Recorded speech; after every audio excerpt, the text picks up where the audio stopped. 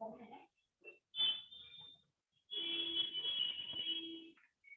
evening, one and all.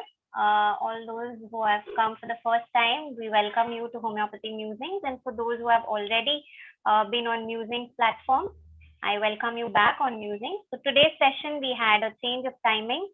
We are meeting at 6 p.m. It's not the usual time. And I thank you all for joining us at this time. So a little about our founders of Healing Harmony Clinic and Homeopathy Musings. I think by now you know those who have been regular.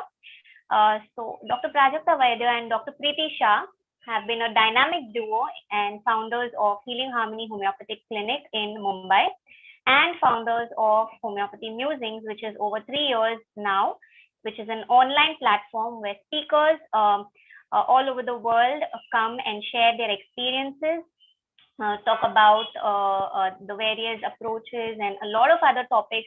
It's a diverse topic that we have on our platform, and a lot of homeopaths benefit from these sessions. And we have homeopaths from India and all over the globe who enjoy musings and participate in our sessions and modules that we conduct. So as some of you are already aware, our ongoing module is the in-depth plant module, which is a 1-year module that has already begun in Jan. And we have it going up to December 2023, that is till the end of the year, where 36 sessions, over 36 sessions will be taken, explaining everything about the plant kingdom, right, from the subclasses, families, orders, and closely differentiating between the other kingdoms as well. So that's going successfully, and we are into the 6th month now of the plant module. In case you feel that you've missed the bus, you can always contact us, where we can help you in case you need to learn only a group of plant kingdom or a certain subclass. You can always reach out to us. We have the a la carte plant system where you can learn whatever you feel like. It's a chance to pick and choose the subclass that you want to learn, and you can attend the session live during the plant module itself, and then you will get access to recordings for 2 months later. If you have any queries, you can always reach out to us. Our upcoming modules are by Dr. Shekhar Algundi sir in the month of August. The dates are flashed on the screen. They are all the Wednesdays of August, 2nd, 9th, 16th, and 23rd of August. Dr. Shekhar Algundi sir was on Musings for rows 1 and 2, where he taught about the conception to birth remedies, and now he'll be continuing the mineral journey from there on. So those who have attended rows 1 and 2 can testify how well he explained rows 1 and 2, how well he broke the concepts to us, and now he'll be just picking up from where he left. So the early bird is up to 1st July, which is exactly 1 month from now. So hurry up to avail the early bird offer. In the month of September, we have Milk Matters by Patricia Heatherly. Patricia Heatherly is a very well-known lactational consultant who's based in Australia. And sometime back on Musings, she had been with us to explain about her provings on lac macropy. So she has a keen interest on the lac remedies, and here in this 4-day module, she will be explaining everything about lactation and the homeopathic utility of human milk, starting from the lactational issues that a mother will face. Along with that, she will also be exploring lac maternum and lac humanum in her module. The module will be in the month of September. The dates are 5th, 12th, 19th, and 26th of September. If you wish to register for any of our upcoming modules, you can always contact us. The number is on the screen. And today's topic, we have Dr. Sunil Anand sir with us, who's going to explain to us and talk from his experience about right brain probing, the therapeutic use of creative tools. Dr. Sunil Anand sir has done his graduation from CMP Homeopathic Medical College, which is in Mumbai, after which he pursued his post-graduation from Hahnemann Postgraduate Institute of Homeopathy in UK. His experience and contribution at 2 premier homeopathic medical colleges in India have helped shape his role as an enduring teacher. His use of simple tools such as toys and games for children, as well as the inquiry into doodles and drawings made by his children and adult patients, provide wonderful insights into cases with very deep pathologies as well. So right here today, he's going to explain the various other tools that he uses to reach the minimum. So I think this, I'm sure that this session is going to be very, very interesting. Currently, he's based in Toronto and he has authored a book titled The 10 W's to Wellness, Insights from Homeopathy. We welcome you, Sunil Anand sir. Thank you for accepting to come on Musings and sharing your valuable knowledge with us. Before I hand over the mic to sir, I would just like to address a few basic hygiene factors. As always, kindly keep your lines muted all the while. Sometimes the lines can get unmuted and it can cause distraction to the speaker as well as the audience. So kindly please be careful about that. You can choose to keep your videos on, which will help in interaction and will definitely avoid you to multitask. In case you have any questions, so we'll be opening up few minutes in between the session so that we can he can answer those questions. So you can either unmute yourself during that time, or you can put it up in the chat box and I can further address it along with sir. Kindly refrain from scribbling on the screen. Most importantly, enjoy all the sessions. For any musings that you missed, you can always muse on our repertoire of learning. The links are on the screen right now. So the first link is of our YouTube channel. We have a lot of free videos on YouTube related to homeopathy musings and healing harmony clinic. And the second link that you see is the link of repertoire of learning, where you can get all the recordings. For any questions or difficulties, you can contact any of us, that is Asmita, our musing coordinator, or myself, Dr. Twinta, and we'll be happy to help you. Thank you. Over to you, ma'am. Thank you, Twinta, for such a wonderful introduction. And I'm so glad to have you, sir. It is our honor and our privilege to have you. Thank you for removing time from your busy schedule. And Dr. Anand is such a well-known figure in the homeopathic world. He needs no introduction. And I think we're all very, very excited. I think the topic is so interesting. So just look forward to your session. I think every minute we are spending in introducing, we are wasting the precious time we could otherwise learn from you, sir. Once again, thank you for coming and look forward to this session. Thank you. So that's Preeti, I presume, right? That's right, sir. Right? Yeah, good. Yeah. So no, thanks for organizing this, and that's what struck me when you guys reached out. And I don't do much of lecturing, and I'm very selective because there are some great speakers, and I know the word of homeopathy is being spread far and wide and well. But when someone comes to me and, in a very sincere way, and when I see what they are doing, like what you guys are doing, you and Prajakta, and the way Twinta went around introducing what you do, I read about your profile, and this is what caught my attention, about the holistic therapies and your Karwan model that you do and the kind of speakers that you have been inviting. And I felt this is a right platform to be able to engage with an audience that would be receptive. And in the past, like most speakers, it's a very paternalistic kind of approach where the speaker talks and the others just listen. And at the end, maybe there's some question answers. And I've learned over the years that model, it does fill some of the speakers with some awe and admiration, but that's about it. It's at the end of the day, I find that the audience doesn't go home. They just go with a lot of awe, but they don't necessarily learn a lot. And somewhere along the line, I felt I may have failed in trying to impart and instruct my experiences in a way where it would stimulate them to think for themselves, right? So that's why I've changed my model over the last 10 to 15 years drastically. And that's why the question answers also, I would encourage that maybe every 25 minutes or so, we have a little round of question answers so that I know whether everyone's on the same page. Are they really getting what I'm trying to say? Would like me to delve into some other areas which they may feel would be more useful, or I may learn something from them which I may not have explored a certain dimension which would be my lacunae. So over the years, last few years, that's what I've been trying to do.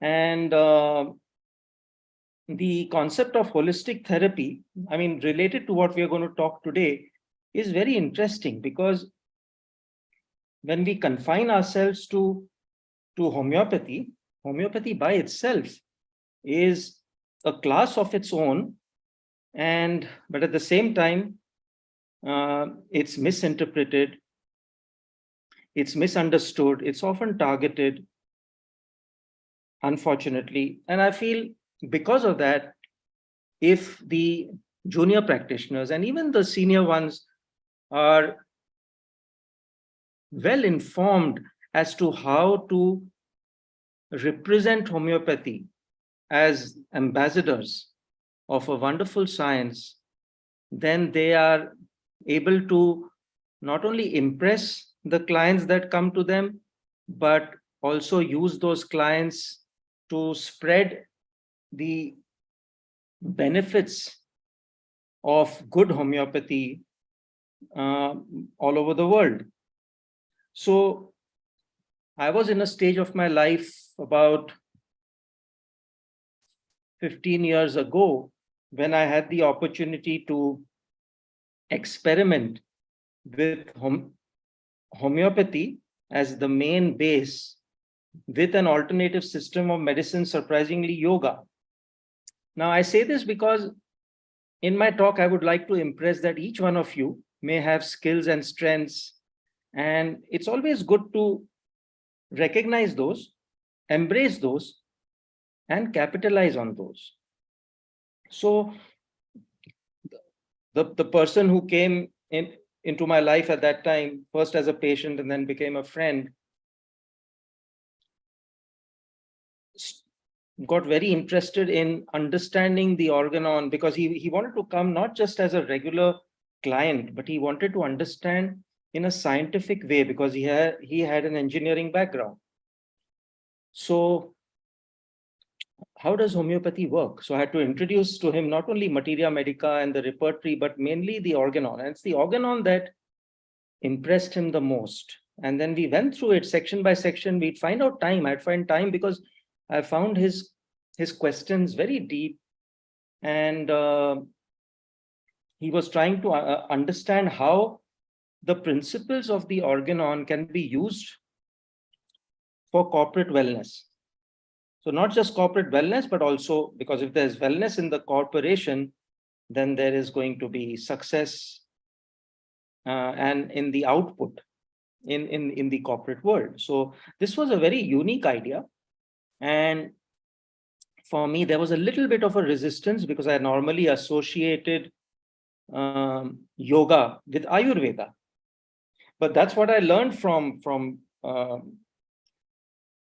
this person, that in the business world, it's important to be the first in something. Others then follow the model, they emulate. But if you are the first, then you are recognized to be an expert in that area. So each one of you should try to think in wherever you are, whichever country you are, what are the needs of the people there? How can you use your homeopathy with the skill sets that you possess and integrate it? So it's called basically integrated medicine, which even Mayo Clinic nowadays and, the likes follow, and combine the two. So that's what we did. And we came up with the Prana Center in Pune. And it was one of its kind. It still exists. It's running well. And I feel very proud to be able to be a part of it up to a point. And we could work on a homeopathic case study and at the same time advise therapeutic yoga based on the constitutional remedy that the patient was coming up and the chief complaints that he or she had.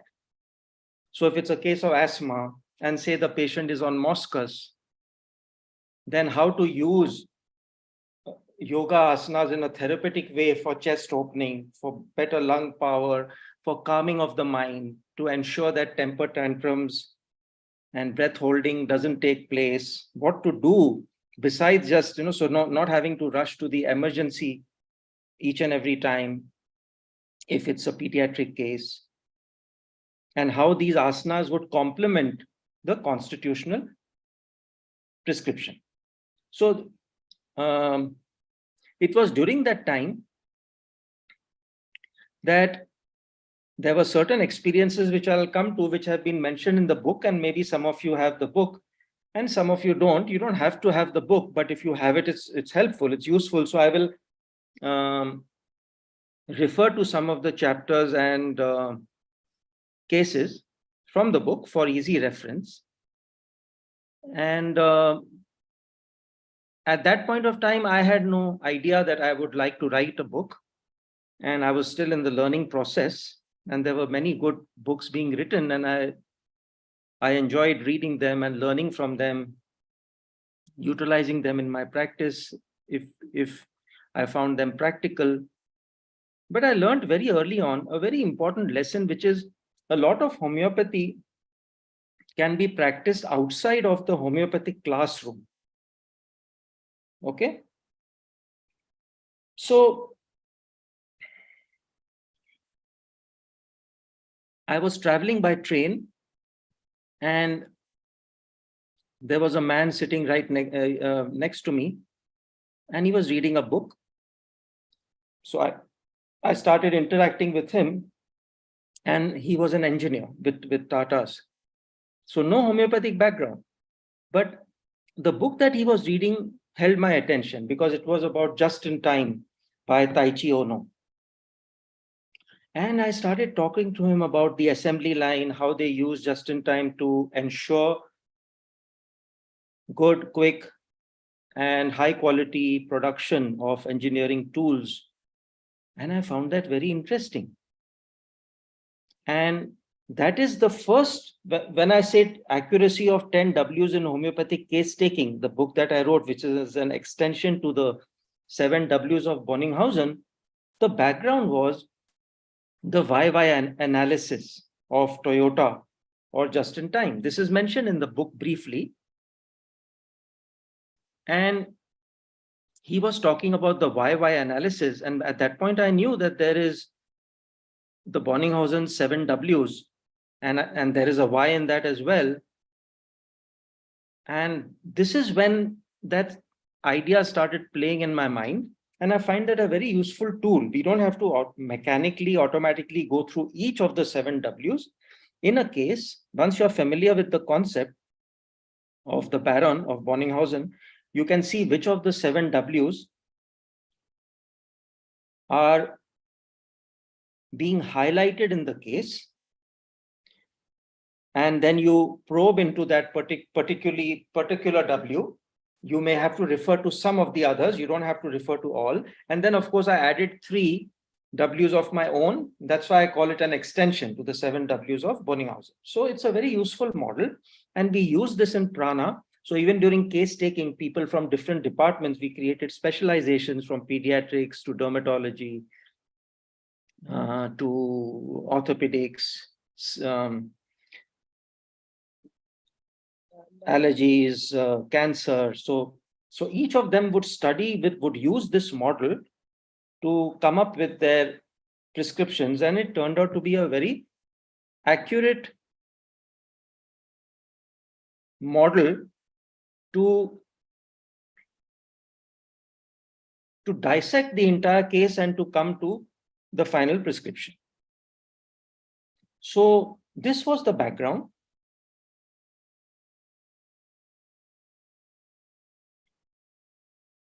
And just give me a minute.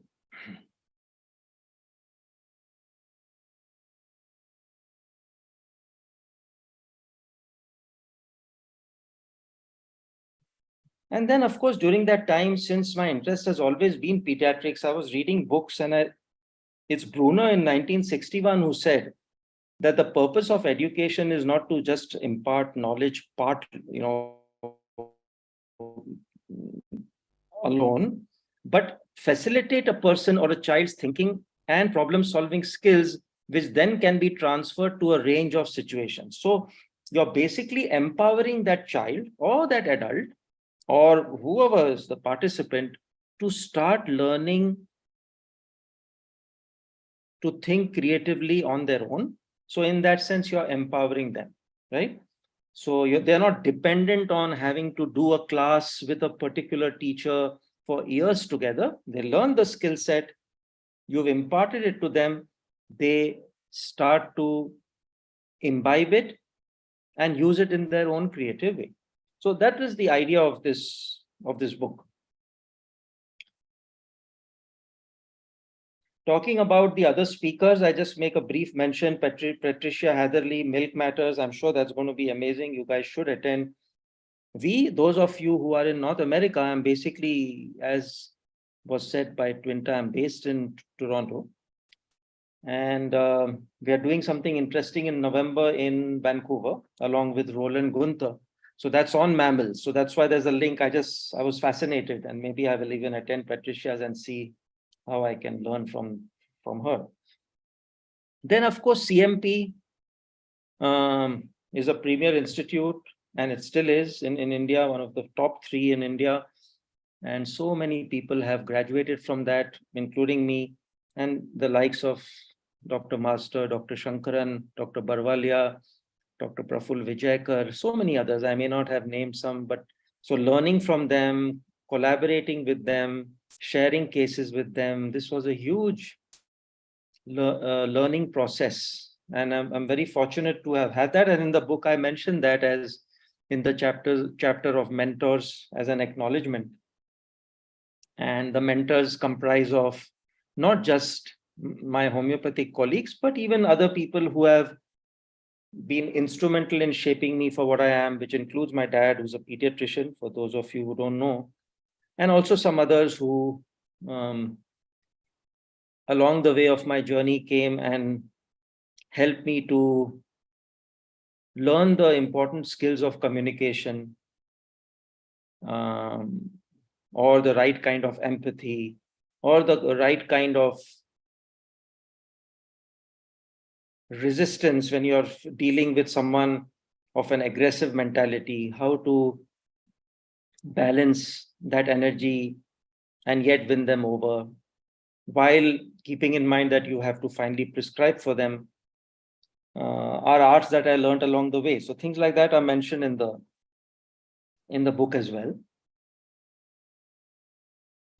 The book is basically made into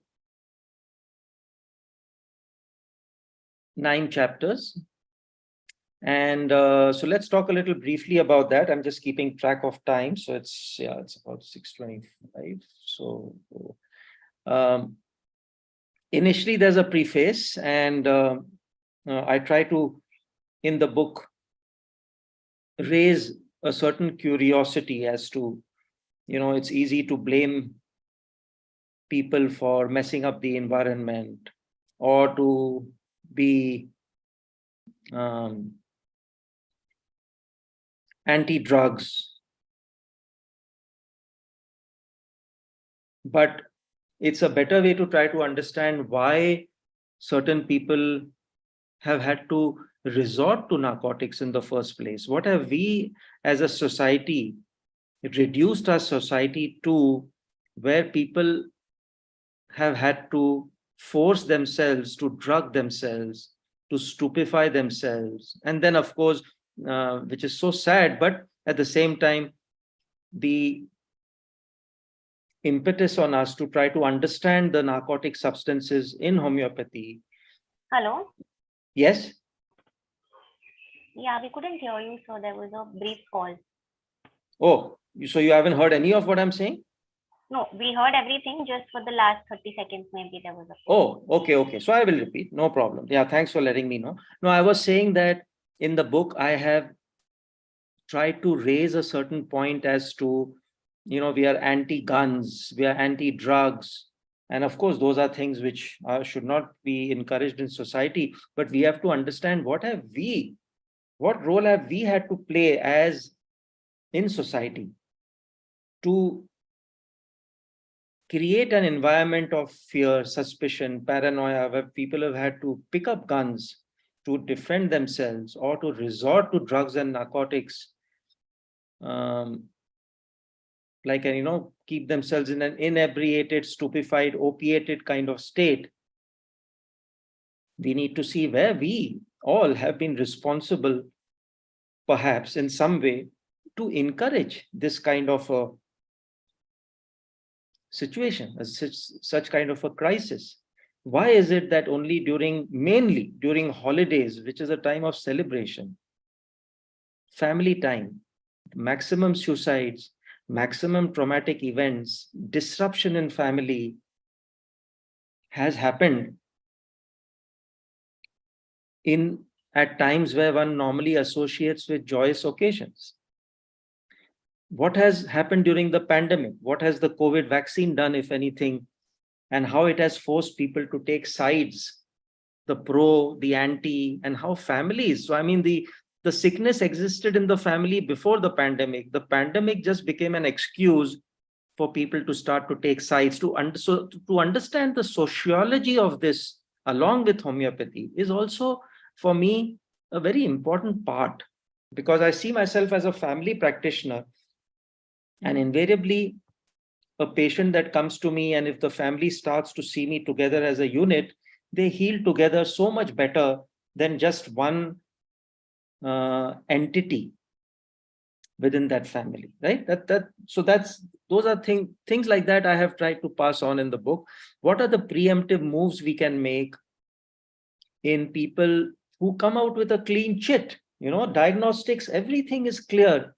But they keep saying, no, I'm going to get cancer. Please treat, test me again. And they said, you're just hypochondriac.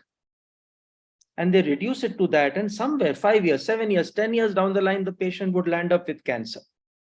Now, for a homeopath to understand that, we understand it better than some of the medical people, that there is something called genetic. There are chromosomal abnormalities. But now I'm learning, and then we've come to the world of biogenetics, thanks to Bruce Lipton and others, where it is beyond even nature. So nature versus nurture, right? You're familiar with this concept. If you're not, this is a very important part, that while the nature and the genes and the chromosomes do play a certain role, the nurturing has a higher ability to switch off the chromosomes that are responsible for certain pathology, including cancer. So if you are being nurtured in a caring, empathetic environment, you are able to switch off the genes which would make you susceptible to cancer. So this is an important part to understand and encourage within families, to encourage families to share stories, the importance of stories and reading to children stories at bedtime. We take it very casually, but it plays a very important part in raising children who are secure and caring members of society as they grow up as adults. You may have heard of the late homeopath from Freiburg, Germany, who was a very close friend, Jürgen Becker. He would actually prescribe on the kind of affinity that children had of bedtime fairy tales. And from there, he would probe and go deep into what could be their stress triggers and prescribe their remedy based on fairy tales. So you can understand that he introduced this in the 70s. So I was fortunate enough to learn with him. So this is another part in the book that I have mentioned, people like him, people like Tina Smiths, who then came up with the vaccine protocol. useful in autism and learning disabilities. So one thing leads to the other, right? So today I find myself very fortunate. When I was it touched me the way you introduced me, but I find myself in a very privileged and grateful situation that if I'm ever stuck in a case and I have to reach out to someone, it could be someone it could be Jan Scholten, it could be Massimo, and the way they respond within 24 to 48 hours is a very big privilege in today's times, right? Because we are a small community, and when we are there for each other, it's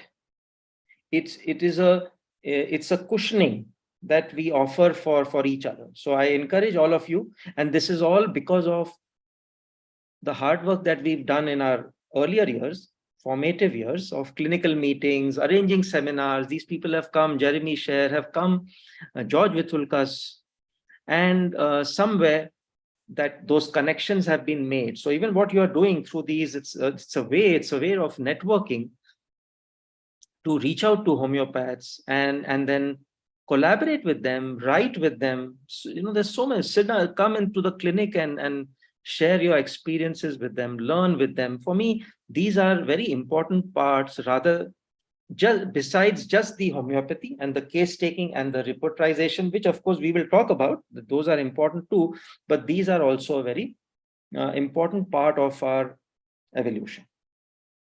So at this point, I would say it's been about half an hour. Maybe we can just see if anyone has a particular question, and then we can carry on the rest of the meeting based on those questions, if there's any. If there isn't any, I will continue. I have some material to share. I'm not doing slides. I just feel there's a need for personal interaction. So I work better that way. But please, if Twinta or the others who are around, if you want to ask people, if they'd like to ask me, someone's asking which book. So yeah, that's the 10W. Thank you for mentioning that. But yeah, is there anyone else who would like to ask something? Yes, so we have Dr. Jyoti, who's asking dreams in children cases. So what is the question? Dr. Jyoti, would you like to unmute yourself? Please, yeah, Jyoti, please do that. Sir, good evening, sir. How are you? I'm very well, thank you. Yeah. 99, I was your student in Lonavala camp. Oh, is it? Okay. Yeah, sir. Very impressed with your pediatric cases and other things. Yeah. I would like to know, when we treat children, and they come with some dreams and other things, when we give medicine and then follow-ups, how should we take it as? Now, all cases that doesn't say I don't get dreams, but some cases they come with other set of dreams. So how do I know the prognosis of that case? Good question. What may even help, Jyoti, as if I would encourage you, is there any one such particular dream that you have in mind from your practice that you would like to very quickly share, that a child of yours may have shared with you? Do you remember anything offhand? Sir, a lot of children come with fear of ghosts, fear of animals, and fear of having snakes and all. That is a big part of dreams in kids. But when they come back next time, they say different dreams. But these dreams, they say, I never got it after medicine. But other fears they may develop. Yes. So I'll be in confusion whether to give stramonium or something else. Very, very good question. Very good question. Yeah. So I'm just trying to get my thoughts together. Jyoti, give me a second. Yeah, sure, sir. Yes. So yeah, ghosts, animals, snakes, darkness. You're right. These come up very, very predominantly. Monsters come up too. You would agree, right? Like some may say fierce looking monsters. So firstly, it is good to combine a dream, in my experience, with also what the child is doing in your clinic other than the sharing of that dream. Like, for example, in one girl that I remember many years ago, she was sharing dreams of snakes coming to bite her in bed. Okay, and many times most of the times they would succeed. Sometimes she would be able to escape, and sometimes they would actually bite her. Now, I was also encouraging her to draw, and there was a piece of paper, and she was doing things more than the drawing. She was trying to draw a monster, but the way she was drawing it, literally, she was with the pencil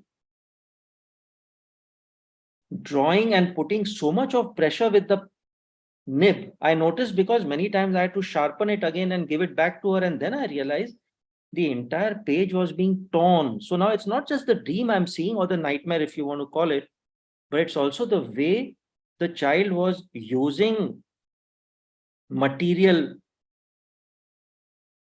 available in the clinic, which you guys should do, especially, even adults use them, and they should always keep it handy, and different sets of colors, etc., because the choice of colors that they use, how much pressure they put off the pencil, what is the chaos.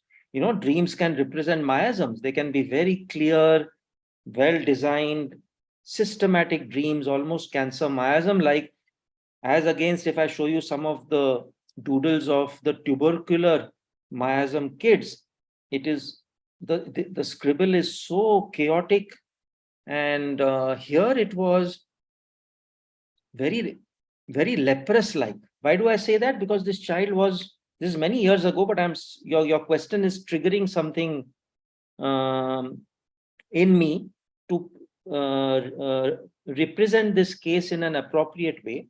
Young girl, she was about 7. She had an older brother who was 11.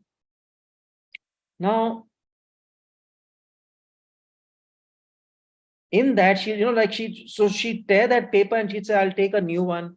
I said, sure, you're welcome to take a new one, but what happened to the old one? No, it's dirty. I don't like it. So the use of the word dirty, and the way she was scribbling it, almost as if she was slashing the paper. And very interestingly, when I noticed, she was drawing the family, and the slashing was happening more around the figure that represented her older brother.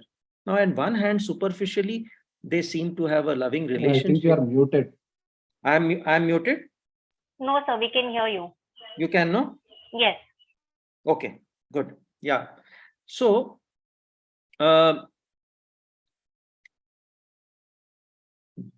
she kept saying that it's dirty. I don't like it. I want to draw a better one. So you could see that there was a lot of low self-esteem. This dreams of the snakes was there. Now the brother, when I see very carefully the 4-5 drawings that she had done, the one where the brother was supposed to be represented, firstly, he was put a little away from the rest of the family, and the maximum slashes were happening around where the brother was in the drawing. Now later, when there was a lot of jealousy, sibling rivalry. So to put things together, she had a lot of cystitis kind of issues, low immunity, enlarged adenoids, asthma, almost very arsenic kind of acute asthma kind of situation. Now later, when I spoke to the parents alone, and especially the mother shared some examples where she, like, it was a family thing, so she didn't want to openly admit it at first. But when I said, this is what I'm seeing, is there something that I'm missing here? Would you like to share something in all confidence? And she shared about moments where the girl would come and not in a complaining way, but in a confused way, come to the mother and said that my brother was showing me his private parts, and there was some fondling and touching going on. So there was an element of sexual abuse happening.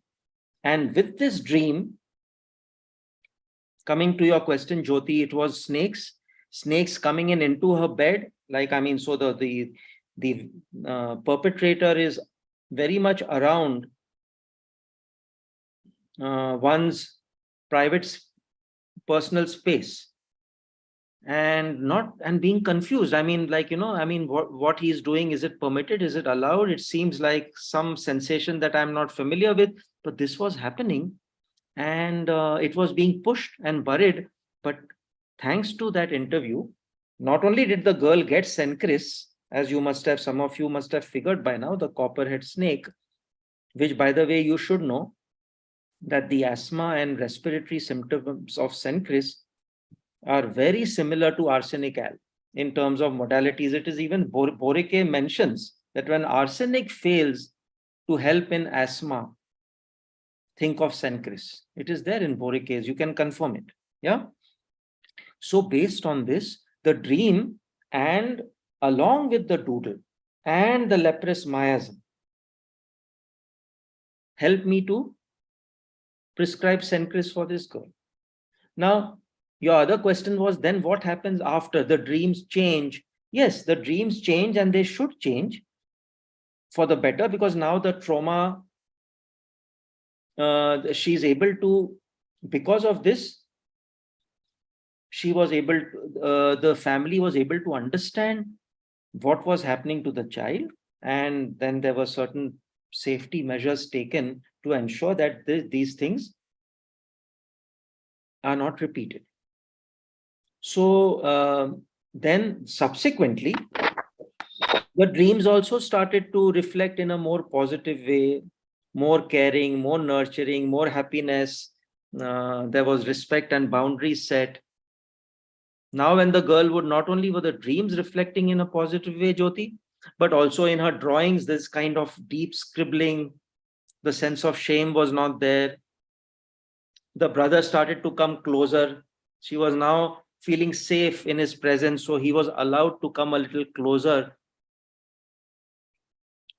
Rather than first he was appearing as a villainous person, which was being expressed through creative expressions like drawing.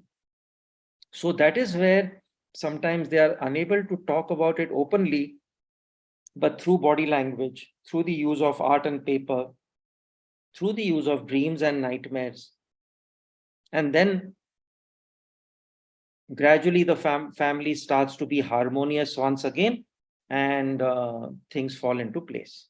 So I hope that has been able to, but you must keep in mind, so now you said stramonium. So yes, ghosts, animals, snakes, darkness, monsters. Right away, Solanaceae family, stramonium comes to mind for sure.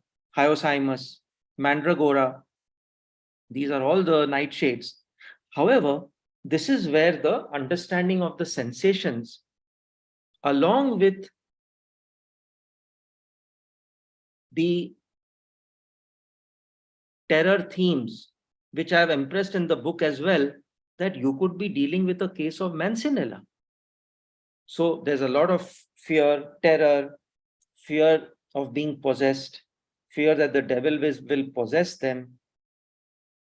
But along with these things, in the Euphorbiaceae family, plant family to which Mancinella belongs, there will also be elements of extreme dryness. So when you are familiar with the Euphorbiaceae family sensations, so you'll go to the prototype. The prototype in Euphorbiaceae is Crotontic, right? So in Crotontic, you will have hide-bound sensation. That's the hide-bound sensation, that things have got so dry and plastered. It's like if any of you have used face masks like beautification, and then when it dries up, that kind of dryness, like sandpaper, like when they start describing that kind of dryness with the terror, which is Solanaceae like, very often it could be a case of Mancinella, right? So this way we have to make sure, that's where the 10 Ws come in. If you target just that one part of fears and emotions, it may be an inaccurate simillimum. We want to get to the simillimum. So how do we study all the W's to ensure that all the areas are covered, and then you are prescribing with more accuracy, and both in acute as well as chronic cases, children as well as adults, and not just acute presentations, but even pathologies, which I will tell you about some cases with deep pathology where this method has proven useful. Okay, Jyoti, does that clarify your question to some extent? Yeah, sir. Thank you. Looking forward for your book, sir. Thank you. Oh, good. So now let's see, importance in graphology, intention, Jyoti. So yeah, that was a useful question, Jyoti. Anybody else before or do you want me to move on? I'm just giving you a few seconds. So Dr. Ashok has raised his hand. Dr. Ashok, if you want, you can unmute. This is Ashok. Doctor, good evening. Good evening, sir. If my voice is enough, because sometimes I have, because of the computer might be a little low. Yes, I'm able to hear you clearly. Please go on. Perfect. Thank you very much. I have two questions. Yes. As even the Dr. Jyoti have spoken about these fears and everything. And before that, you were talking about yoga and Ayurveda, the word you have added in that. My first question is how you will introduce and guide as a great professor that in case I needed to continue to add my homeopathic cure with Ayurveda, and especially the yoga and meditation. I appreciate this, our couple, Dr. Shah and Prajakta. They are very expert in also yoga and meditations, and they are doing the courses also. So me too, I'm too much interested always to help the patient that how we can help these people, especially these psychological people. As Dr. Jyoti was speaking for the fears, there are many patients who are psychologically very in difficulty of life, so that we need it, other than the right homeopathic medicines, that we might be helping them with some meditation systems, with the yoga systems, or any other product, even in sense of the theme of yoga, that we have it over. And should I complete the second question? Or absolutely. This is the first question, right? This is complete, the first question? Yes. Okay. What is the second question? Yeah, approach of yoga and Ayurveda along with our. Yes. And second question is, what is your experience as you are staying in Canada? You might have seen or you might have knowledge about this thing, how we can approach in a very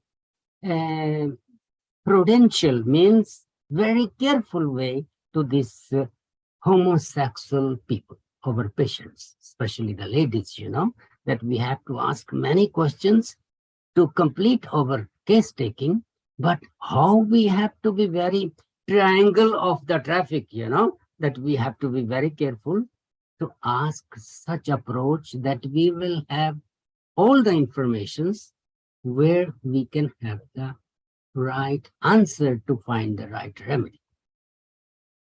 Thank you very much. This is Dr. Ashok, right? This is Ashok here. Yeah. Ashok. Okay. Thank you, Ashok. Yeah. So very interesting. So yeah, yoga, Ayurveda, and homeopathy, meditation, psychological. Yeah. So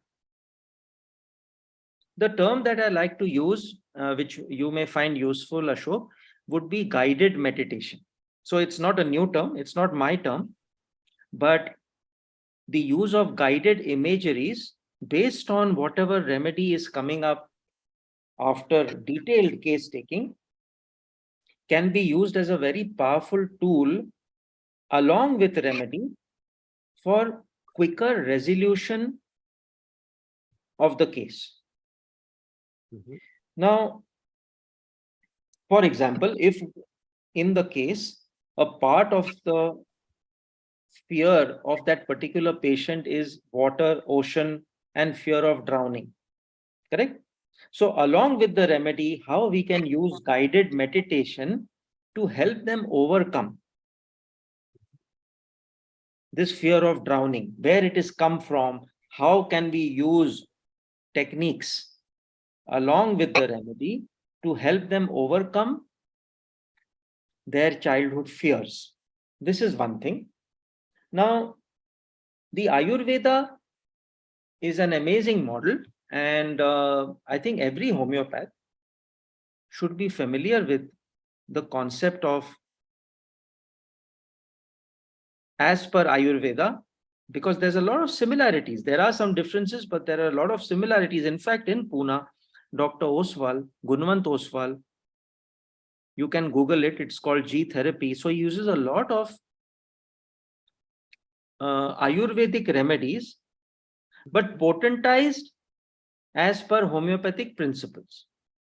So this is very amazing what he does. It was something I was not aware of, but thanks to his daughter and his son-in-law, who were my students, I got to know him and we became friends. And you know what he's doing is amazing. And so we share our knowledges and cases with one another. So to understand the system, take a detailed case, what kind of advice to give them in terms of lifestyle, diet modifications based on weather changes. In winter different, in summer different, in the monsoon different, depending on what kind of medical conditions they have.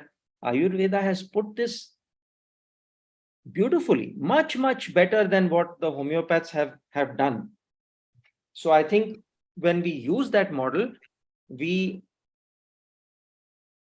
makes us more complete in the understanding of human anatomy and physiology. And also sometimes we can use some of these procedures based on the case along with the homeopathic remedies, Shirodhara, etc. Beautiful use of oil techniques in the right way, the right kind of oil, etc. And I have seen cases with depression, cancer, even autism, responding so much better if we combine the two modalities. Now, approach in Canada to homosexuality, and you said more the lesbian varieties. See, the word, and I'm glad you said, you know, is there a word of caution? Absolutely. See, in North America, it's all about freedom and liberty. And a lot of people who have moved there have primarily moved there because they feel it is their choice to practice the religion that they want to practice, or the sexual preferences that they have.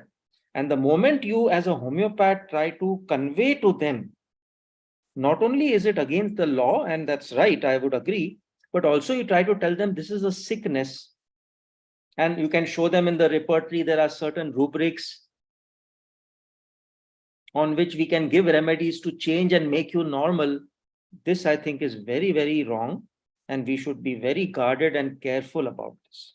Okay, because if you are trying to convey to them that this is abnormal, so this is a very paternalistic way of telling them that we can make you normal. So this can get you into trouble with the law, with the health professional, with your insurance company, and of course with the patient. The patient can sue you for a statement like that.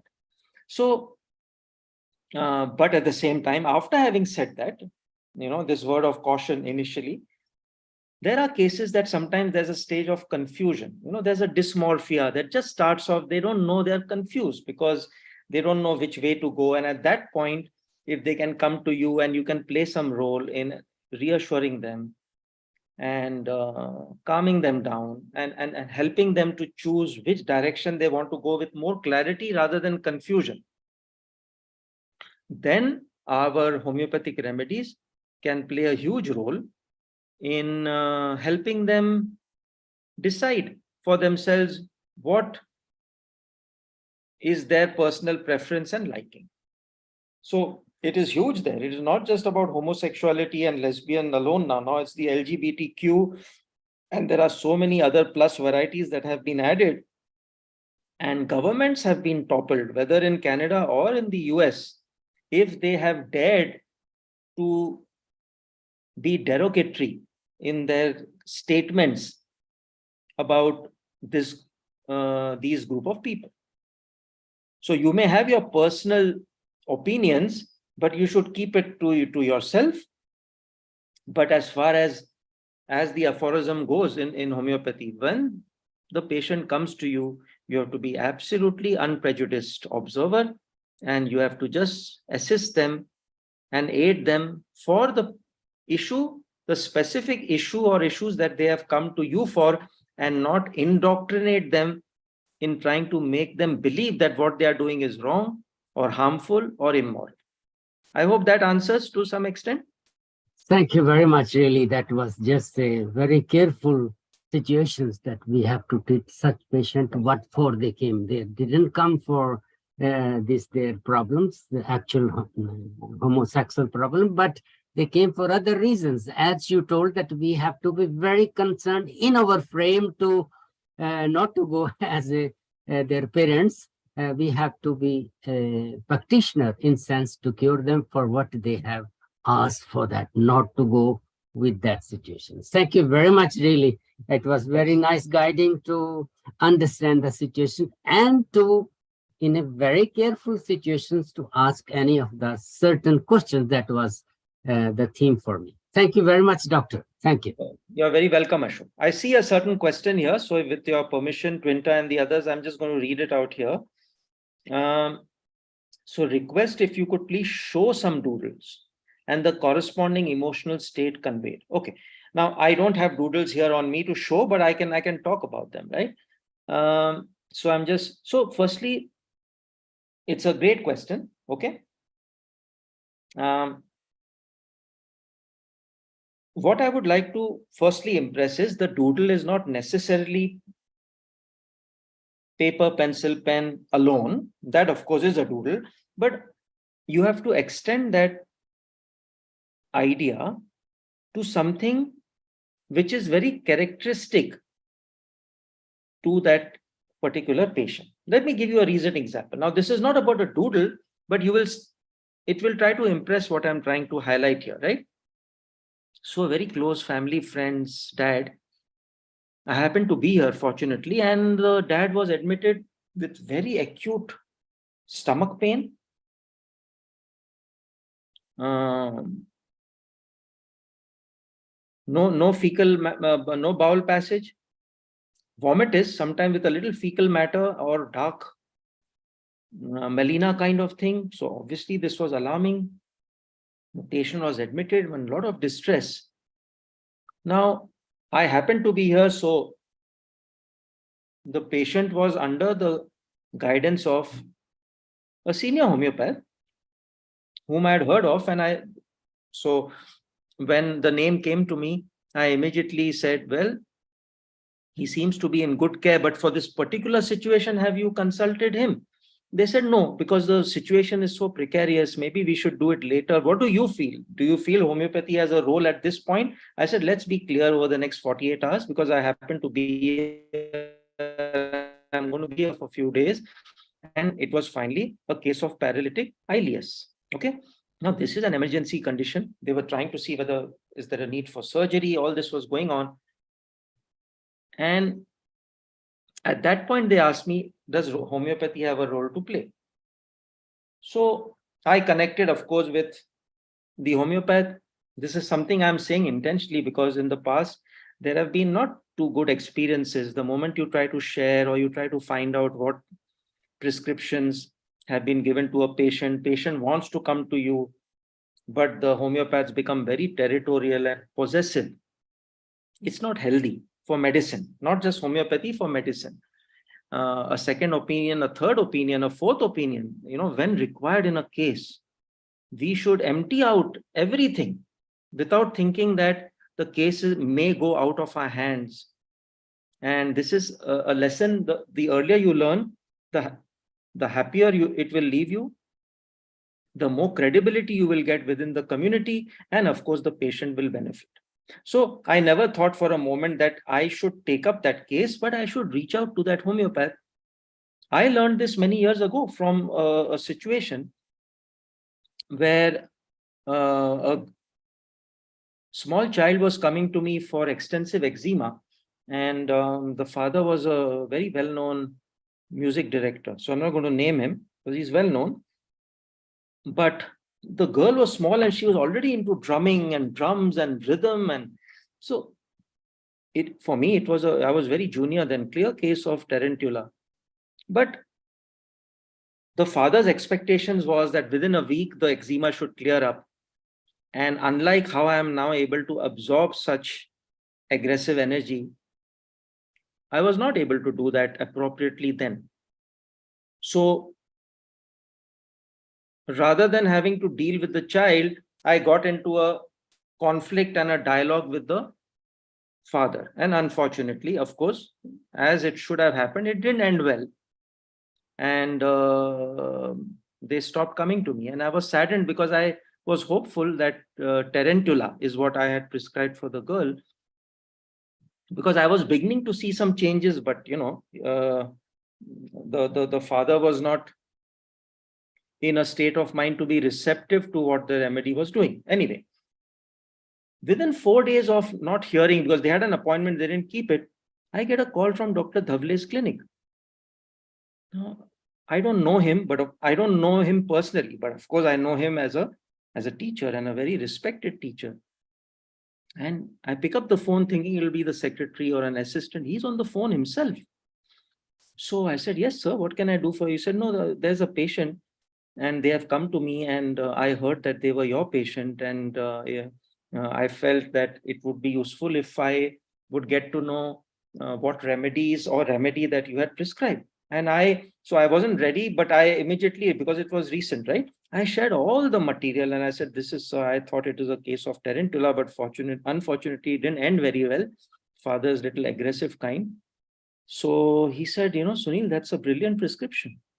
And I think I'm going to stay with the same, but I will keep you posted on the development. So this was a very early positive experience for me, where, unlike where I've seen with other homeopathic professionals, it doesn't end that way.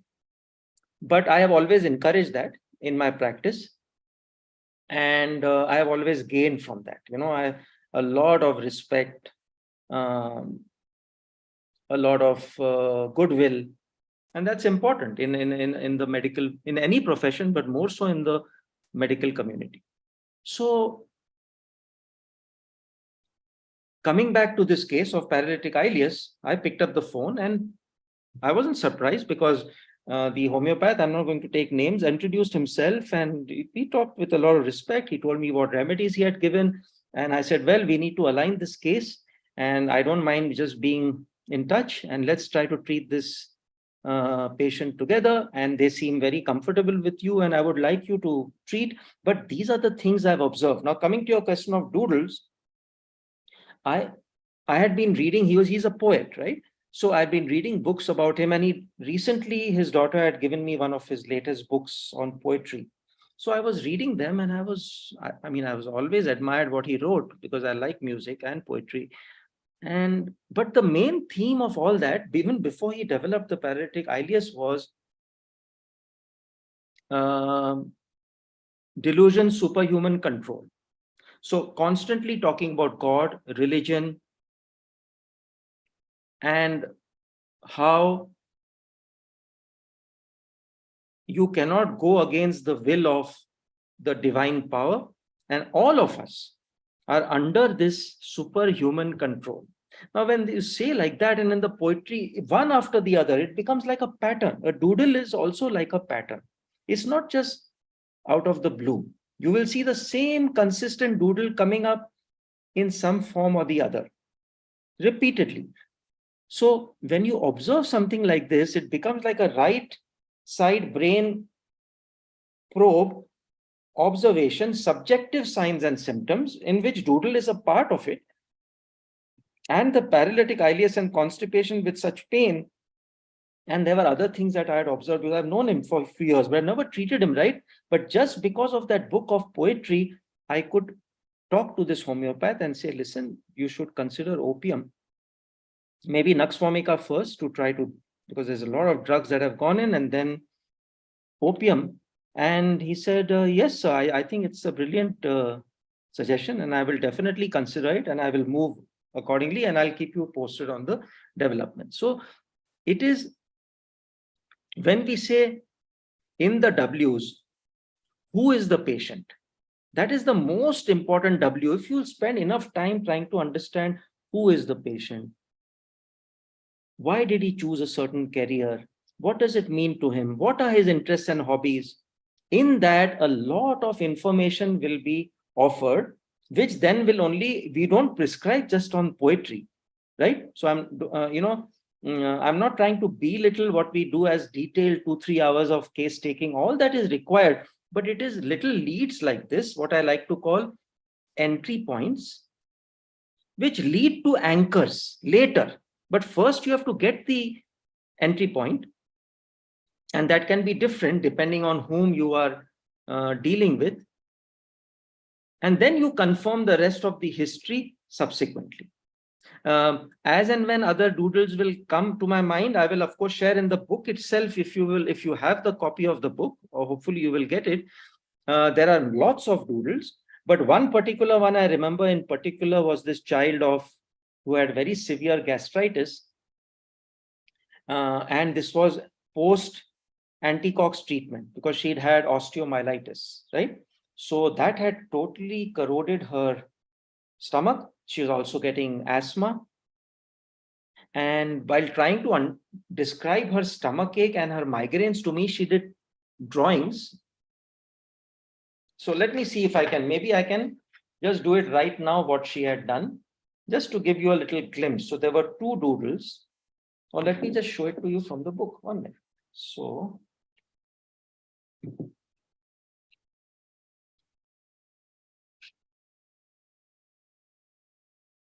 yes, it is in chapter 4C.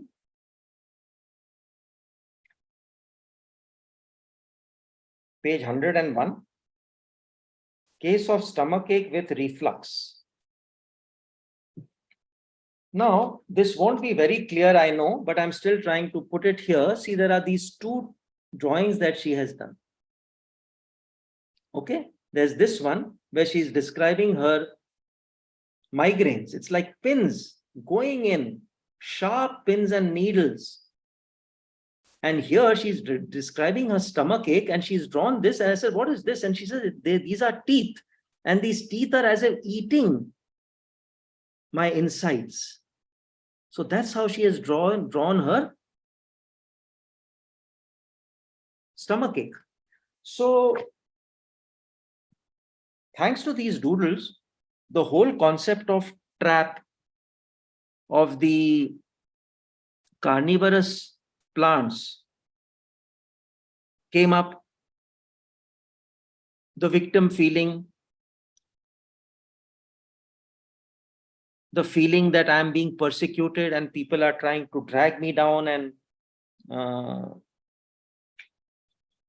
show me in bad light, the whole tuberculous element, the tubercular miasm themes, the need to be free but having to be restricted, was what helped me to prescribe Drosera for this girl. So it's a whole detailed case which is mentioned in the book. But it was these doodles that she did, and when she kept doing them, actually, if you look at this one, it's almost like the sundew plant itself as she is doing it, right? So these are very useful. It's a dimension which we don't use enough. So I hope after this talk, maybe some of you are already using it, and that's great. But if you're not, try to use this to your advantage in practice, and you will be amazed at what kind of insights it will provide. So this is one doodle I can definitely think of. As more and more will come to my mind, I will share with you. I hope that answers your question to some extent. Is that Shairoz, Master? Yes, sir. Yes. Okay. Is there any example? Yeah. Shairoz, right? Yes, Shairoz. Shairoz, anything more? Is it answer to your satisfaction? You have any other question based on this? Then I will come to the next No, question. Let me just make sure that you are satisfied with my answer. yeah, I'm done. Yeah, I've got the point here. Yeah. Thank you. You're very welcome. So, Harish Makani asks, can Ayurveda and homeopathic treatment be used together in lifestyle diseases like diabetes and hypertension, thyroid, obesity, etc.? Can they be used together? Absolutely. I have so many of my, especially deep pathology, right? They are already traumatized. It's a cancer. It is a type 1 diabetes. And they say, listen, we are taking some Ayurveda. And is it okay? So but the only thing, so my answer is yes, absolutely. For all these things, hypertension, diabetes, thyroid, obesity, we're mainly looking at, so there's cardiovascular, but you can see the endocrine dysfunction, right? And we know as homeopaths, which George Vithulkas emphasized on, and I always keep that in my mind, the PNEI axis. So that's what's disturbed, sometimes one or two, sometimes all four. So depending on how much is involved, you know how tough the outcome of the case is going to be, the prognosis. So P is for psychological, N is for neurological, E is endocrine, and I is immune system.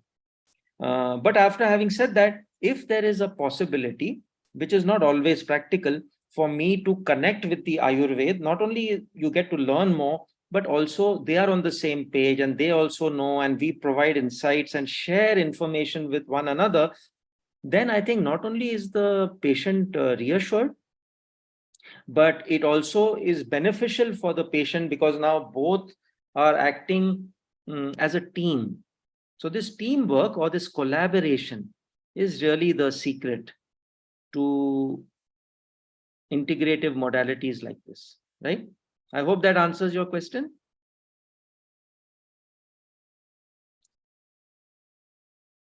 I see another question. Can I read? What should we convey to the patient when we ask for a doodle? So firstly, the timing. So what I do is, you can go to my website and there's a form which is free. You can download and you can see that in the end, there is something called a creative page. Now, some discouraged me to put it there because they said, that's not really a doodle. Now, I know it's not a doodle, but it's basically introducing the concept of the doodle while they are filling out the case form. Correct? So they are already into that, and some children get very excited. Oh, they are curious. First it would say, oh, we are going to the doctor. Oh no, what is he going to inject me? And long lines, and they don't know what they are expecting. Now, the moment they have to draw something for the doctor, already the equation changes. The ball game changes. They say, who is this funny guy? He wants us to actually draw something, and he's saying even get more of the drawing books, etc. So they're eager, they are curious. These are the pediatric patients. Even adults do some amazing doodles. So they have got into the concept of this new dimension of what to expect when they come to the clinic. So it's like a preparation, right? So now, what do we convey? We don't have to convey anything. It's not that I ask for doodles in each and every case. I only ask for a doodle if I feel stuck in a case, or the child himself is eager and wants to say, I want to do something. You see, so I'll say, sure, there's lots of paper and pencil, and please feel free to do it. Or it even gives me some, so they are there, I'm observing how they are doing and what they are doing. And yet I'm talking to the parents. So I'm having my own private time with the parents, and parents are wanting to tell me medical information and things like that. And there's a children corner where they are sitting there doing their thing. From a distance, they are showing me. Often the case is video recorded if they have given consent. So I'm seeing from a distance. They don't have to come close, but sometimes they won't. If it's a phosphorus child, just showing from the distance is not enough. He wants to come. He or she will want to come and say, listen, this is what I've done. Is it good? How do you want me to do it? You want me to put my name? Can I have another piece of paper? And things like that. So it's not just about what they do in the doodle, but what's the interaction you have with the doodle. So we don't have to convey. We just say, But sometimes, for example, when you ask this question about what should we convey, you can, I remember one case which is over here. It's the case of, one second.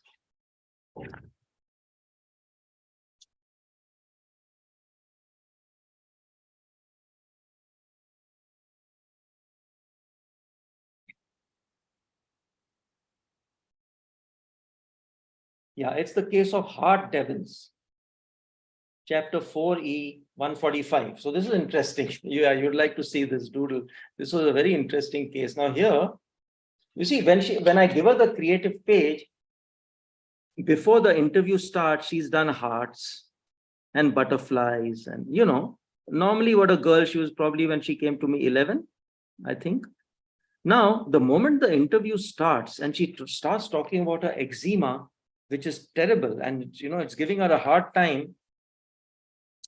So she tells me that I usually do hearts. Okay. So I said, okay, please do it. So she does the heart. So you have to now visualize, right? That it started just with the heart. Okay. Something like this, just the heart. But now as her itching gets more, she says, I start to draw the sign of the devil from the heart. And then as the itching gets more, I can break the pencil because the itching is getting so more. I will sharpen it again, and then the devil gets a tail. But if I'm even more angry and the itching is just not bad, then I draw a devil, which is, see, look at the eyebrows. It's more angry. It's become a two-tailed devil. And so see, just from the innocent heart, it's an angry devil, which is frowning and angry, and it has two tails. And this was a case of Crotalus cascavella. So the details of it, of course, is in the book. And the girl did amazing. And the mother is horrified, confused. No, this is not my daughter. This, because there's a lot of violence coming up. And I said, no, relax, calm down, and just let her be herself. And she doesn't get angry. And the child looks at the mother during the interview and says, Mom, I can get angry. So the mother is, so I just encourage the mother to sit back. But I want the mother to observe the dynamics of what is happening in the interview. And it's so much of an learning for the mother also, aspects of, and they were very close, they're good chemistry, but yet in the interview, so many things get revealed, and it leaves the parents astonished. And then, of course, the kind of friendship that you develop. This girl now is a yoga practitioner in New York somewhere. This case was seen in India, but she's in touch. Whenever she feels there is a need to reach out, or she has a medical issue, she's not on treatment any longer, I am the first person she will reach out to and consult. But I haven't heard from her since a while. And I encourage that, right? So you just have to, so what I was conveying in that particular case was that as the itching gets more, what would you do on paper? And this is what she did. So we don't have to impress them or direct them, as is mentioned in case-taking techniques. No leading questions, but you can just encourage that as you are feeling, if you can't describe the sensation to me, which is important to me, but if you can't describe, can you do it on paper while you experience it at its peak? And something positive or deep may be represented on paper at times. It may not happen every time. And it's not what you interpret. It is what they look at it and what they say about it while looking at it, that is more important. I hope that makes this your question a little clear.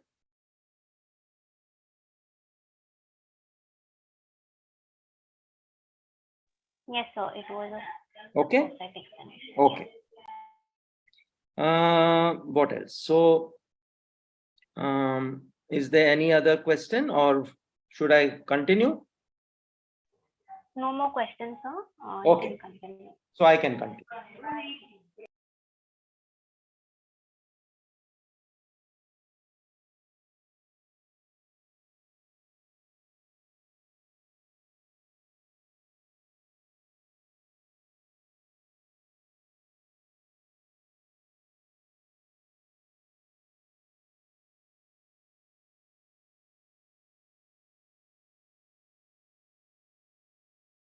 let's talk about another case. This is not in the book. In the book, there is a mention of this remedy, but this is not from the book. It's a case seen much later, much after the book came out. It's an adult case because, you may get the impression that this may be useful only for pediatric age group, not necessarily. Non-verbal kids, of course, it is very, very useful, but even for adults, it is applicable. Okay. So this person who stays in California was referred to me for very seasonal, high level of seasonal allergies. So you may think that allergies can't get that severe, but trust me, if here in North America, if you are allergic, and unfortunately, a lot of plants have been put which are not local indigenous plants. So that has caused a lot of hybrid things which people there are not familiar with, and then they react very adversely to them. So he had come basically for his seasonal allergies. Now, as per the 10W analysis, I wanted to understand who the patient is. So he's got a software engineering background. He had a startup company, and he invested a lot of time and money in it. But unfortunately, in the Silicon Valley, this is a big thing. Many startup companies start, but not all are successful. So he'd had some success earlier, but with this particular startup, it was a disaster. He learned a lot from it, but he lost a lot of money and became almost bankrupt. And with that, sleep issues started, erectile dysfunction started. And then I asked him about his childhood. So childhood is another area where, which is emphasized in homeopathic case taking, but in the 10Ws itself, that what is the childhood state of an adult patient? Like, how was he as a child? And as some of you are familiar with, that is emphasized on because as adults, we tend to compensate.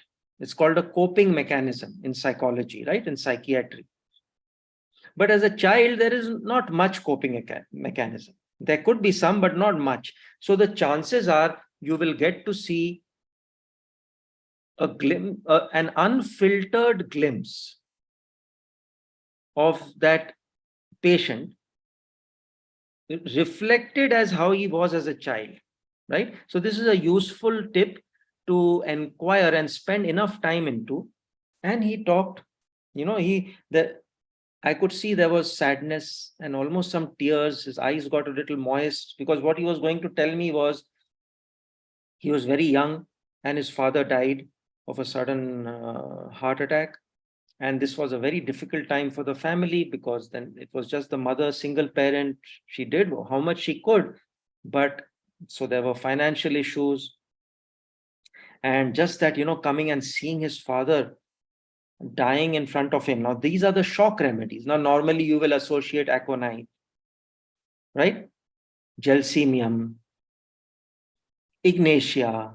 These are the common shock remedies. There could be some more, but these are the main 3 or 4. But in this case, the emphasis of how he was coping with this shock and trauma was he had anesthetized himself. He had become numb. He felt it is safer to be numb to deal with the adversities of life.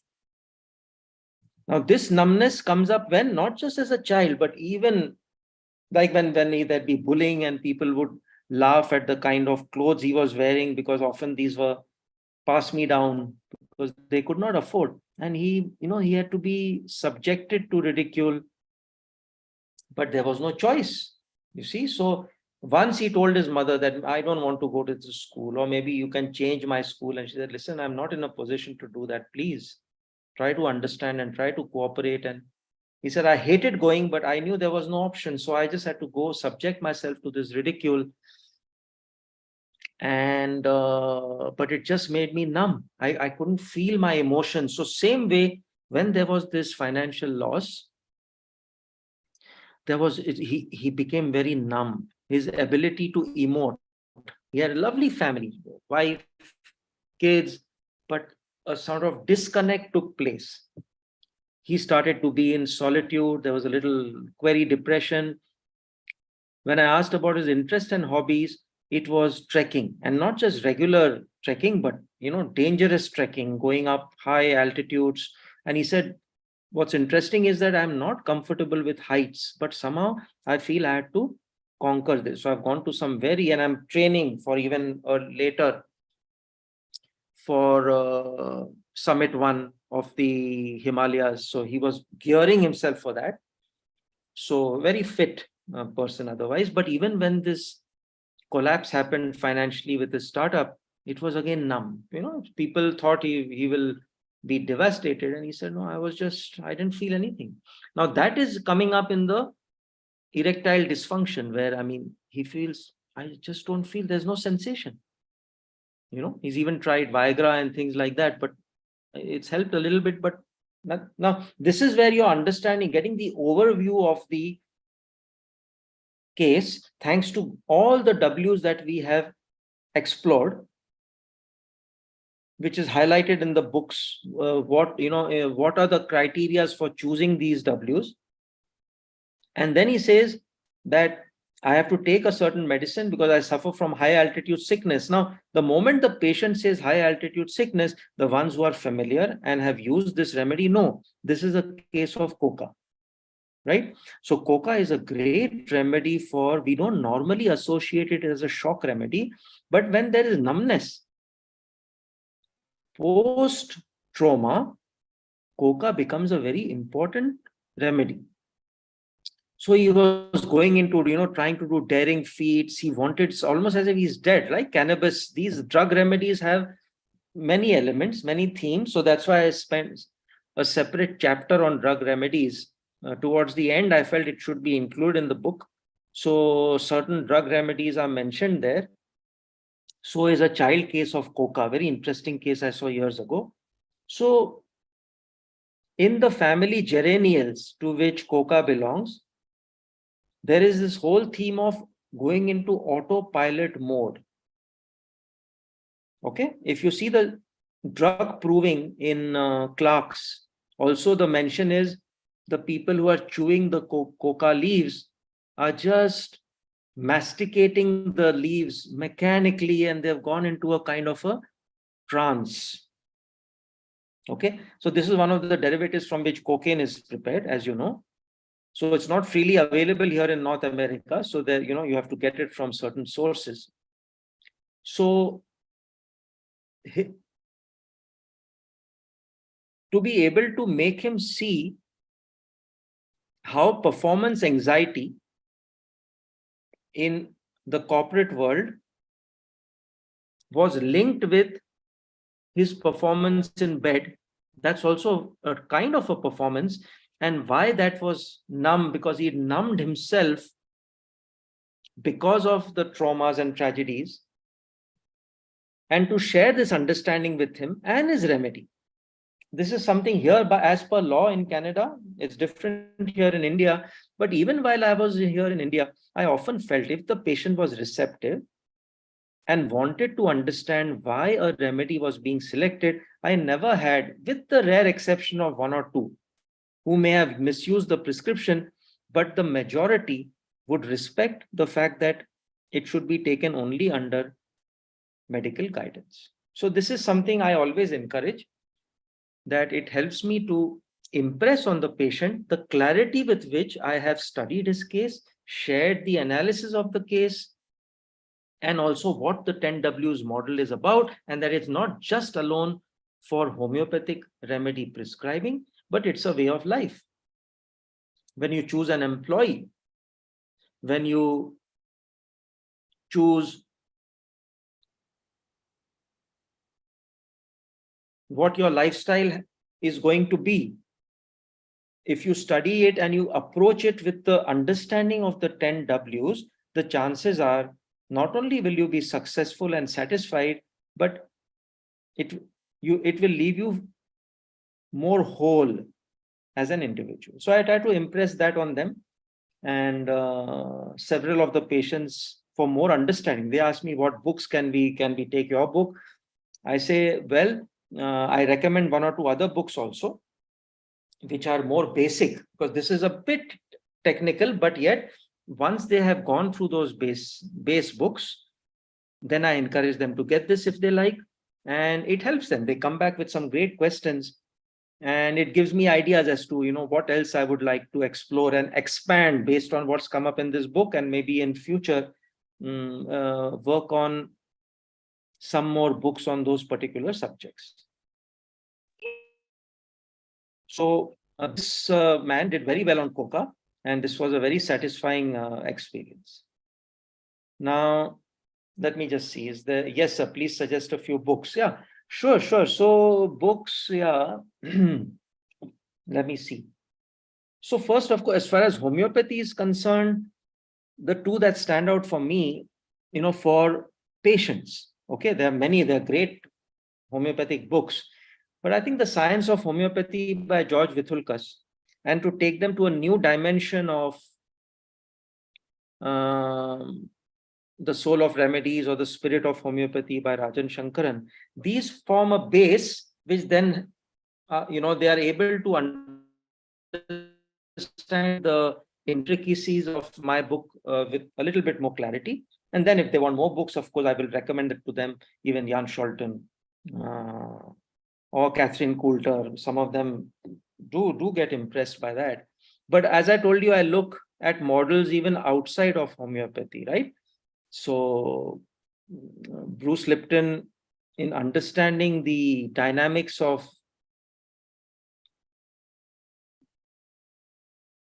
biogenetics, is a book that I've been very impressed by. The Tao of Homeopathy by Ian Watson is a small little booklet, but I find it, whenever I read it, I've read it a couple of times, I will always find, because for me, the Chinese art, the Japanese art, the calligraphy, the Egyptian art in that book, the way the calligraphy designs have been made and each subject has been answered in a nutshell, I think it's very wise.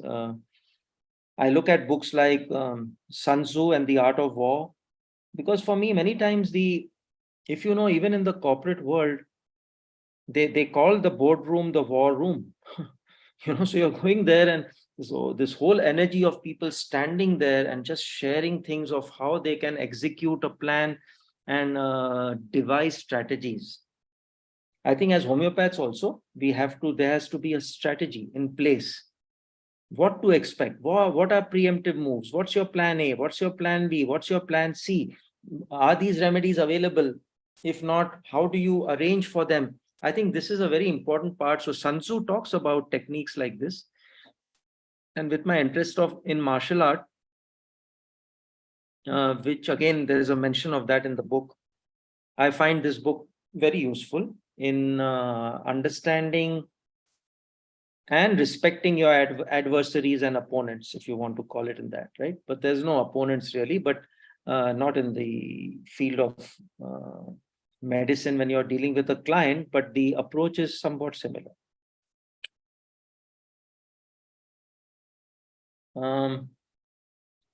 Of course, I've read, there's David Little's compendium of 10 volumes, and these are more detailed works of organon, and they're amazing, but there's a lot of history in that.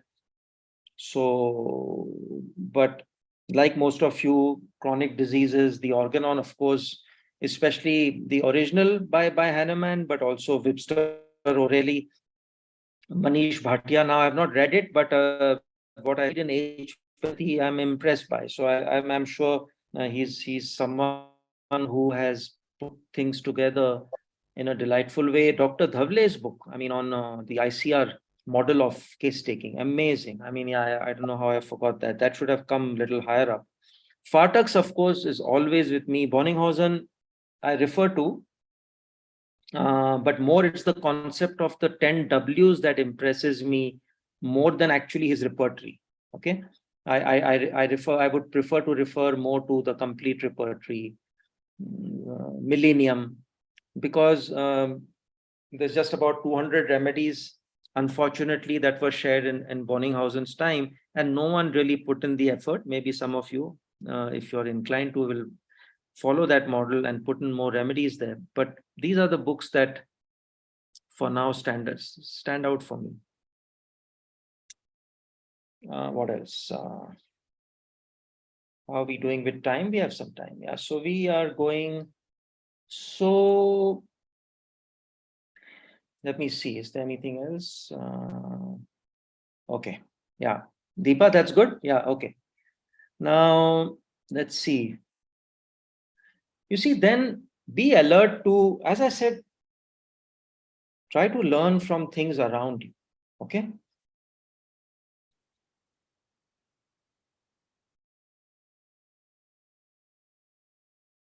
Be ready to relearn, unlearn, and learn from various, not just homeopathy related alone, even from outside. For example, in today's newspaper, Times of India, some of you may have read it, there was a mention of the Heisenberg principle in today's Times of India. It's an amazing article on the speaking tree by one, I don't know, it's some Krishna Sinha, someone, I think. So, you know, if you have access to the Times of India, and even those of you who are outside of the country, just Google it up. Times of India, Krishna Sinha, speaking tree, Heisenberg principle. I'll come to it in a while, but I see a question, so I'm just going to just read. If possible, please put the names of the best few books in the chat box. Sangeeta, okay. Please put the names of the best few books in the chat box. So maybe I can, I think with this way, what will be better is I've named some books, but I will put together a list and I'll reach it to Twinta. And she has all of you in her list and she can reach them to you, so that way I make sure that I don't miss out on some important ones, but I'd surely do that. I'm making a note of it right now. So list of books. I'd be happy to do that. Yes, sir, I can do that. Yes. In North America, especially, I mean, the libraries are amazing. I mean, it's just a big way to learn and to catch up with range of topics and subjects, and not just books. You can get them in different forms. So I'm very lucky and fortunate to be able to master certain things which I felt I would never have access to, but now I have them, and I'm very, very grateful for that. Any guidance on proving? So could you explain the 10 W? Okay, one sec. The questions are coming in. So let's see. The Heisenberg principle can wait, but let me just see what's good. So I'm just reading all the questions. Okay, then maybe sometimes two questions are interlinked. Any words about provings and reprovings? Okay. Can you explain the 10 Ws, vibhutis? Sangeeta, yeah, okay. So let's, any words about provings and reprovings? Yeah. So I did a couple here, classical Hahnemannian. So I'm thinking of, we did benzene, petroleum, ratus, culex, mosquito. Some I did with some others like strontium carb and lac humanum, lac leoninum, but amazing experience. I mean, but yeah, it came at a cost, especially the benzene petroleum. The toxicity was so high that for 10 years, now I think I'm over it. For 10 years, two things I remember is the knocking at the door, where I knew that this is a proving symptom, but I would actually go and open the door and there was no one there. So, and spellings, not that my spellings are great, but I was going to New Zealand for a seminar. I just couldn't spell New Zealand. Now it's not spelling, but even then I knew the spelling. It's not able to spell it right. So again, that was very useful when I'm using cases for autism and I see there's this big confusion. And I'm not just autism, of course, poor kids wouldn't even be able to write, but I'm talking of where there's higher intelligence. So there I would see mistakes and reversals in cases of dyslexia and learning disabilities. So what I've done over the last few years is there's only a certain amount of provings one can do, You've seen what has happened to herrings after lachesis. So there's a word of caution. There has to be a master prover. There has to be a range of other assistants. You should know what is the antidote of the remedy. It should, of course, be double-blind. But of late, I'm finding it safer. Also, with advancing age and experience, I do what is called a C4 trituration, which originated from Germany. And I collaborate with a dear friend and colleague, Roland Gunther. So even when we are doing this mammal thing in Vancouver in November, there will be one mammal substance. We will not declare what it is. So it will be a live experience. So it's not a classical Hahnemannian proving. However, the trituration itself, while that is happening, liberates energy. And we do up to C4. As the name suggests, 1, C2, C3, C4, all this is recorded. Reprovings. So we do a lot of reprovings of that, but through the C4 or Shamia, what he likes to call it, method, but without a single experience of participating. You need not have to do it yourself. If you can do it yourself, it's great. If you can't, to even participate in at least one is an out of the world experience. It only entrenches your faith in homeopathy. So if you are considering do that, please do so. Your homeopath, if you're under treatment of someone, it's good to inform him or her so they know and they are in agreement that you are in a right state of mind to participate in the proving. This is useful. Now, could you explain the 10 Ws? I think that book would do it better, Vibhuti, but basically we are looking at the 7 Ws, which are, so if I had to spell that out, it'll be, so right in the beginning in the book,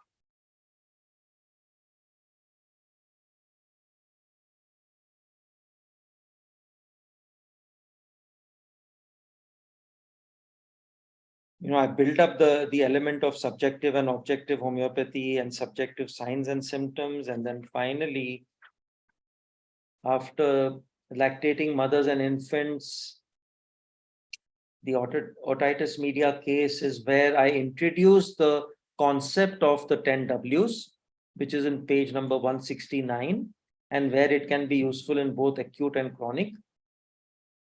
And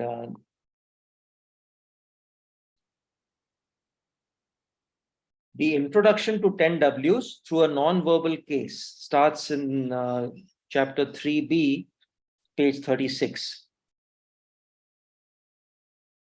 This is a very beautiful, interesting case of impetigo, where the child needed lac defloratum, but based on the mother's state, but how the Ws were explored step by step. So, why has the patient developed the problem? Who is the patient? Where is the problem? With what? So the concomitants become and modalities, as you know, were big emphasis on Bonninghausen gave. And then, of course, I've added some, right? Like watch out. Like what have you observed?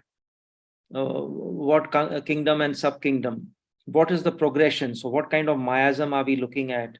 If the pace is so hectic and you're going to be prescribing Calcarea carb, the chances are you may fail because the pace is so fast, it doesn't match the slowness of Calcarea carb. So basically, that's the 10 Ws model,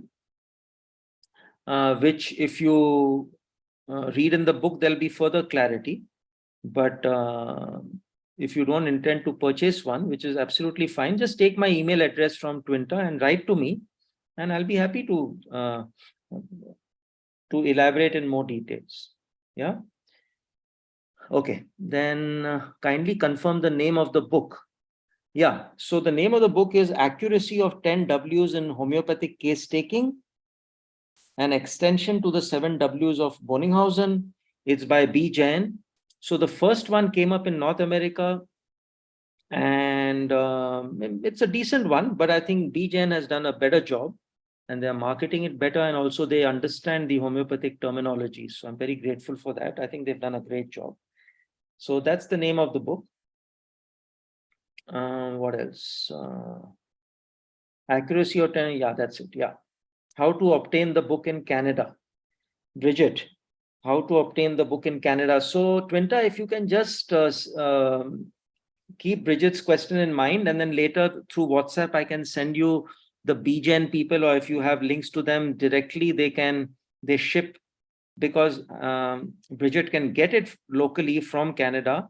It's available in which part of Canada? Are you based in Canada, Bridget? Which part of Canada are you in? Ontario? Oh, Ontario, you will get it from Riverdale Homeopathy. So if you just go to Riverdale and say, I want a book of Sunil Anand, they would have a few copies, I think. That would be the best, easiest for you, I think, and also the most cost effective. So Riverdale Homeopathy, if you need the email address, etc., just send me a message either through Twinta or just separately on my email address. Let me write that down for you. So, oops, what did I do?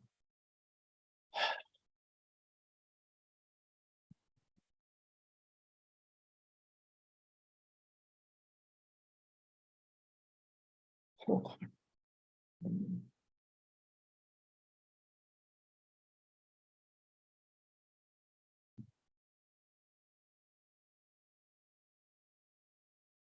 I seem to have logged off. Let me see.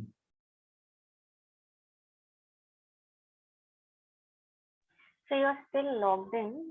I am logged in. So, but yeah, where yeah. am I? I'm logged in. Okay. Yeah, So maybe you have minimized the screen, so you cannot minimize see. the screen. Yeah.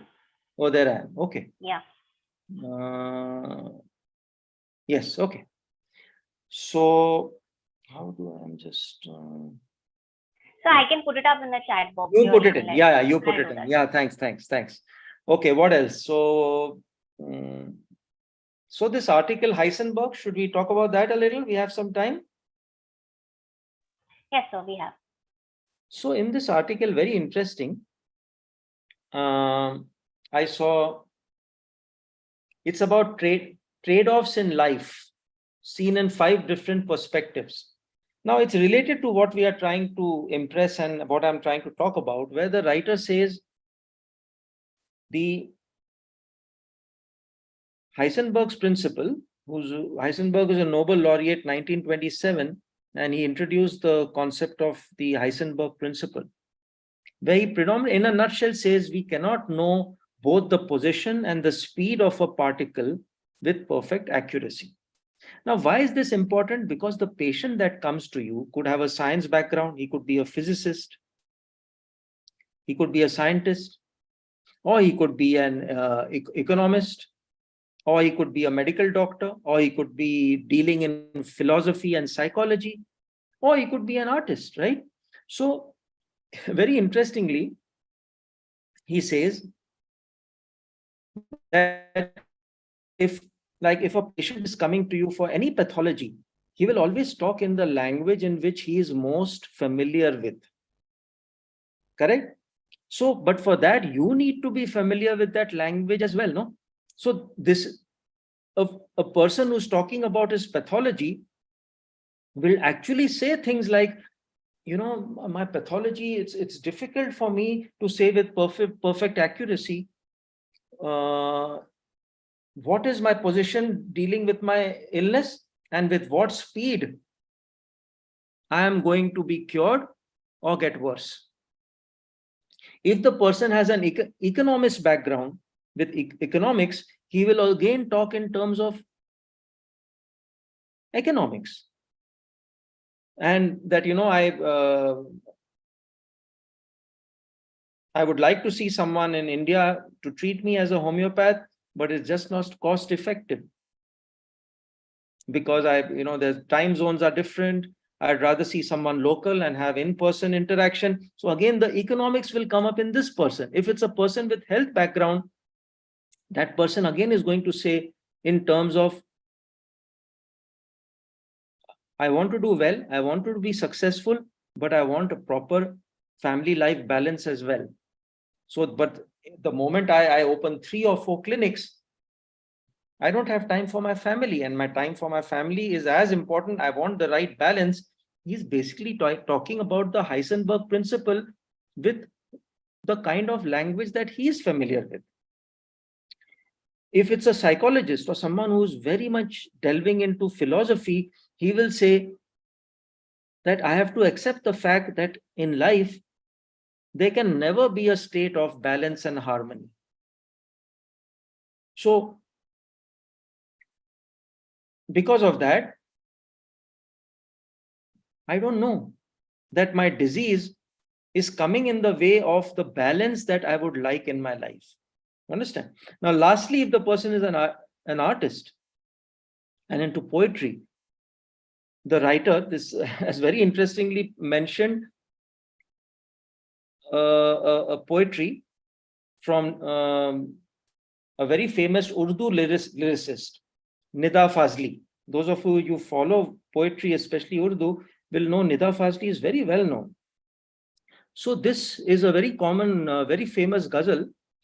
I will just sing a line or two of that and you'll get the gist of it. कभी किसी को मुकम्मल जहां नहीं मिलता, कहीं ज़मीं तो कहीं आसमां नहीं मिलता. Now, this is very endearing what he's trying to convey. It's the same Heisenberg principle. You know, if you translate this for some of us who are not familiar with Hindi and Urdu, no one ever gets the entire universe. Somewhere the earth and somewhere the sky is missing. Beautiful, right?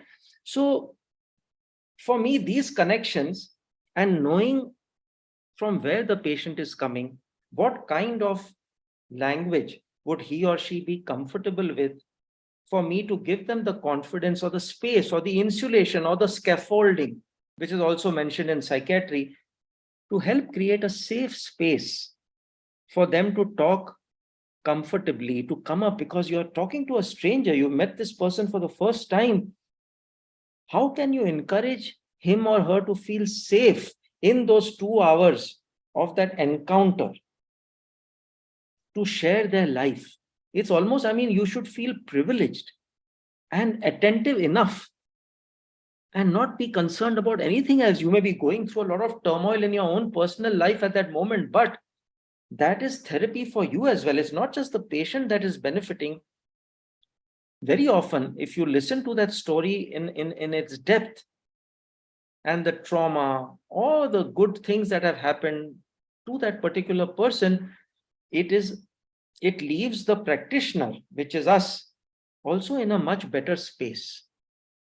If you can take your case taking to that level, and the 10 Ws emphasized, makes it easier for you to encourage the patient to talk about that space, that dimension.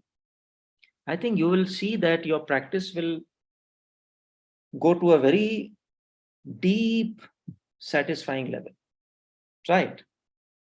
So there's a few more things we could have covered, but I think we've sort of done an overview, and but we still have some time, so please feel free. Yeah, you got my email address and my date of birth, which is good, so that's why I like to use that.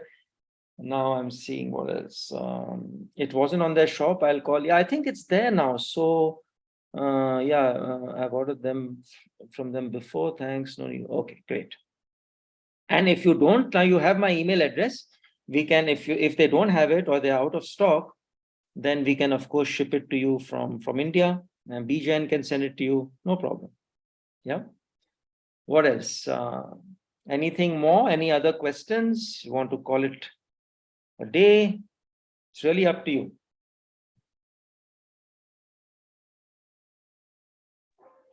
Thank you, sir. If we have any more questions, I think participants can unmute themselves so that we save time.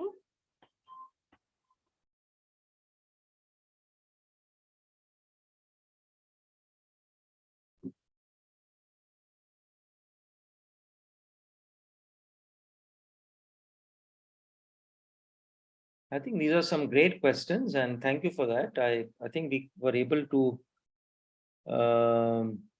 cover quite a bit of in-depth topics. So yeah, thanks for your questions.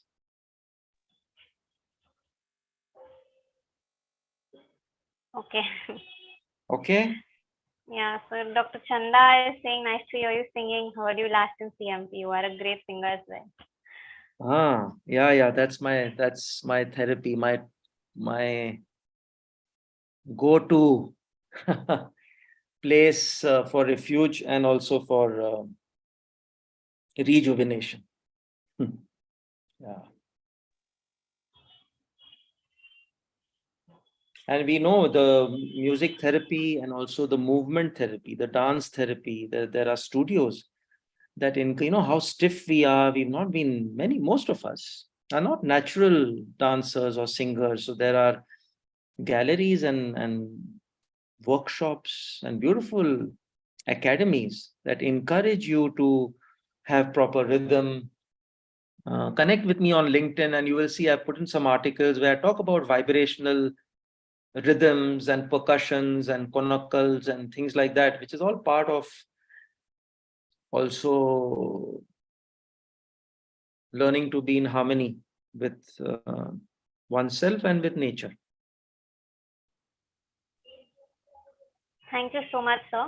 I think we are getting a lot of compliments for you right now, more than the questions. I think you've covered all the questions so far. Yeah. Sure. It was lovely interacting with all of you. Thank you, Twinta, and the others for organizing this. I'm very privileged. And hopefully we'll do another one somewhere down the line. Yes, sir, sure. We would really love for you to come again on Musings. And it was really amazing to have you, sir. And yeah, you cleared everything in a very patient manner. You kept it very candid and impromptu. So thank you so much, sir, for your efforts and for imparting your knowledge in the simplest way that we can understand. And yeah, we definitely look forward to having you back again with some other topic. Thank you so much, sir, for coming. And thank you to all participants who have joined us. Thank you. Take care. Thank you so much, sir. Bye. Bye. Take care. Take care. Bye.